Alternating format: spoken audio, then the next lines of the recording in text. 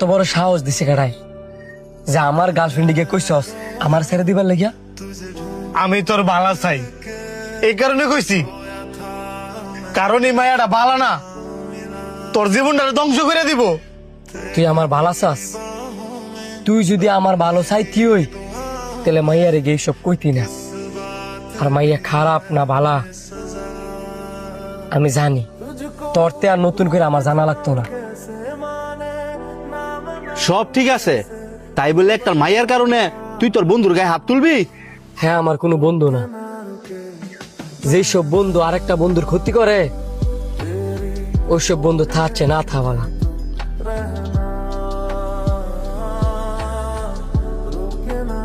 দুই দিনে শরীর লাগিয়া ছোটবেলার বন্ধুত্বের মধ্যে দাগ কাটতে গেল। হ্যার কোনো দোষ নাই রে, মাইয়ার নেশায় ফইরা আমার বন্ধু আজকে আমার ভুল বুঝে গেল। তুই ঠিকই কইছস, হ্যার কোনো দোষ নাই, দোষ হইতেছে তোর, কারণ তুই আর বালা চাইছস। হ্যাঁ,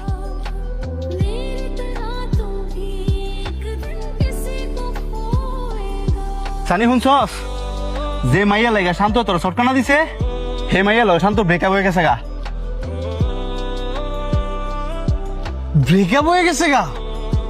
শান্ত তাইলে অনেক কই কই আর যাইবো, নিশ্চয়ই লেকের ভাড়া বই রয়েছে। কেরে, তুই কি আবার হেরানো যাবি নাকি? আমি একা যাইতাম না, সাথে তুইও যাবি। আয়। তুই কি ভুললে গেছিস গা? তুই ভুললে গেল গো, আমি বলি নাই। তোর কি মনে নাই হ্যাঁ যে ওই মাইয়া লাগিয়া তোর গায়ে পর্যন্ত হাত তুলছে? আরে তুলছে, হ্যাঁ তো আমগুরই বন্ধু। আয়।